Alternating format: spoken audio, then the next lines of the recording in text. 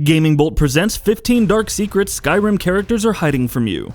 A game as large as Skyrim is bound to be brimming with secrets. Easter eggs, nods, references, you name it, it's all there. We, and millions of others, have spent so much time looking for said secrets, but some of them, obviously, are less lighthearted than others. In this feature, we're going to talk about 15 dark details and pieces of information in Skyrim that might not be so well known as most of the others. MEEKO'S shack. MEEKO is a dog that players can find in Hjalmarch, and he's truly man's best friend. He spends most, if not all of his time standing guard outside of a rundown house, and upon going inside, you see the skeleton of a man who used to be MEEKO's owner. The man died of a disease named rock joint, but MEEKO continues to remain by his side nonetheless. The dog can become a companion for the player, but if you decide to remove him as your companion at some point, MEEKO will once again return to his former owner's shack. Salvianus. Salvianus is a man you can encounter in the Ratway Warrens in the city of Riften, and even at first glance, it's apparent that he's haunted by some pretty scary demons. Salvianus suffers from PTSD from his days as a soldier in the war between the Aldmeri Dominion and the Empire, and he often talks about memories of the war that haunt him even still. In fact, he was also awarded with a medal for his efforts in the war, but considering how much it reminded him of those dark days, he ended up throwing the medal away. TALVUR and KARAN. TALVUR and KARAN are two NPCs you will never ever encounter in the entirety of Skyrim, at least not while they're still alive, but their story is truly heartbreaking. The two were in love and had plans to get married, but TALVUR's father felt that KARAN's poor financial standing was not worthy of his daughter's hand in marriage. TALVUR and KARAN eloped, somehow managing to scrounge enough resources together to start a new life in Riften, but before they could do so, they died at the hands of a ferocious saber cat in the wilds. Ronmir and Isabel. This is the story of yet another couple in the game. Ronmir and Isabel were married, but had a rocky relationship, and owing to their financial troubles, Isabel decided to run away and get some money herself, since she knew Ronmir would be too proud to ask for help. She arrived in Riften, the city of thieves, and here her quest for more money led her to Hobbs Fall Cave. If players head to Hobbs Fall Cave, they will find her corpse, and realize that she never succeeded in whatever she set out to do. Dead Mammoth.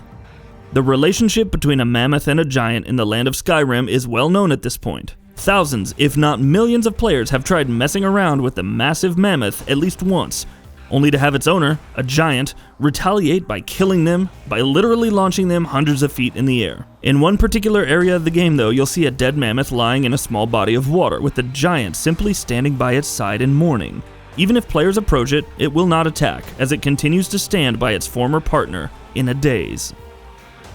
USHA, the Dead Angorian. USHA is a dead Angorian that players can run into in a hidden camp near Solstheim, surrounded by empty skooma bottles as well as a note. The note reveals that USHA used to be in love with another Angorian named Monessa, but the latter's family would not let them get married because USHA was, well, quite poor.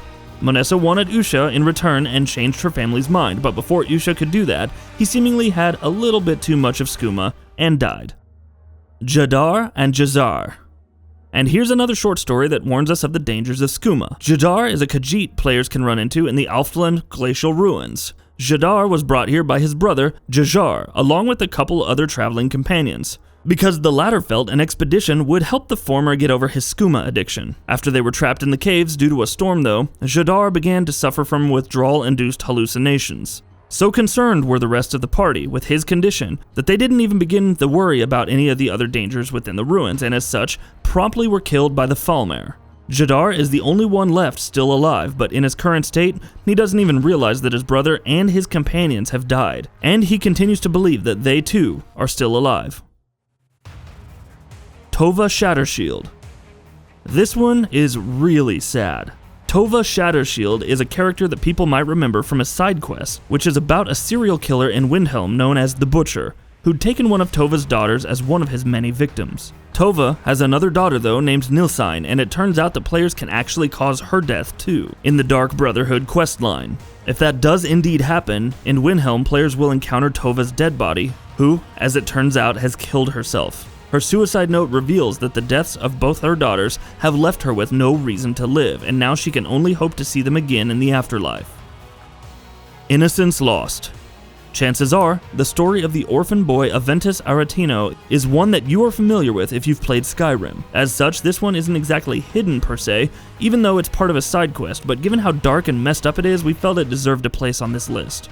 Aventus is, as we've mentioned, an orphan who lives in the Honor Hall Orphanage in Riften. Grelod, the woman who runs the orphanage though, is a cruel woman, and the children in her care don't exactly get the treatment that they need or deserve from her.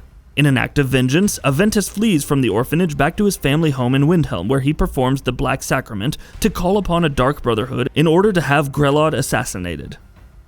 FROSTFLOW Lighthouse.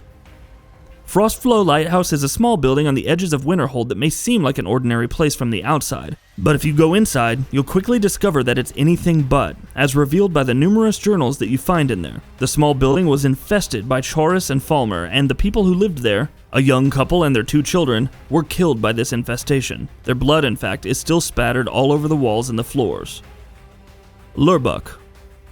Lurbuk, the orc who is the worst bard in all of Skyrim, is a character that you're probably familiar with, seeing as he's one of the first people that you're ever tasked with killing as a member of the Dark Brotherhood, who, as it turns out, have received countless contracts for his assassination on account of just how terrible of a bard he is.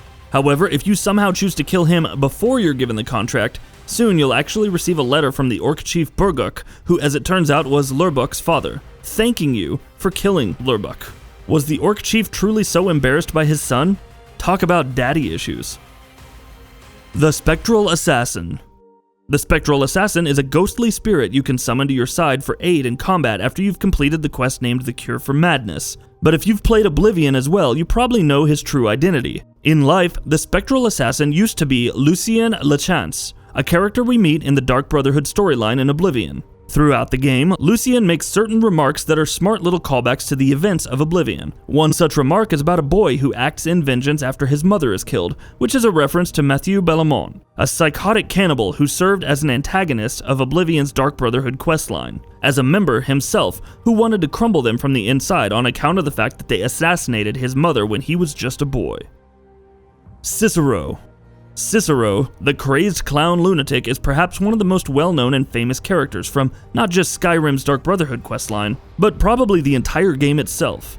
If you read Cicero's very first journal though, you might realize that he's actually been around for a lot longer than you'd think. In Oblivion, the player character was often referred to as the champion of Cyrodiil's arena, and was often followed around by a starstruck NPC who was known only as the adoring fan. According to Cicero's journal though, that was actually him, and he'd been handed the contract to kill the champion. Was he actually around even a century ago, and did he ever manage to complete the contract? Or is it just a fun little reference by Bethesda? Babette. Among the many characters we encounter during the Dark Brotherhood questline, perhaps one of the lesser well-known ones is a girl named Babette. She's an NPC you encounter randomly at times throughout the game, and as you might know, she's also a vampire. At times, if you see Babette on the side of the road and go up to talk to her, she'll tell you that she's waiting for her next target, someone she can feed on to satiate her vampiric hunger. Yeah, creepy. JOUANE MANETTE. The healer named JOUANE MANETTE is a character you probably know if you've been to Rorikstead, a small town that used to suffer from horrid soil that never yielded any crops, and as such always seemed to languish in poverty. Now though, the town seems to be doing very well. How? Well, something you need to know before we get into this is that the town seems to have a pretty high mortality rate. Now if you head to JOUANE's house, you might find some hints to clue you in. It's never explicitly confirmed, but spend enough time in Rorikstead and you'll realize, through NPC chatter and other seemingly innocuous remarks, that it's pretty much heavily implied that JOUANE has some sort of deal with the Daedra, where he sacrifices mothers that come to him as a healer to allow for richer soil in Rorikstead. And that wraps it up. If you like what we're doing, please consider subscribing to our channel. We upload new videos daily. Also, don't forget to switch on the bell notification icon, that way you don't miss out on any of our videos.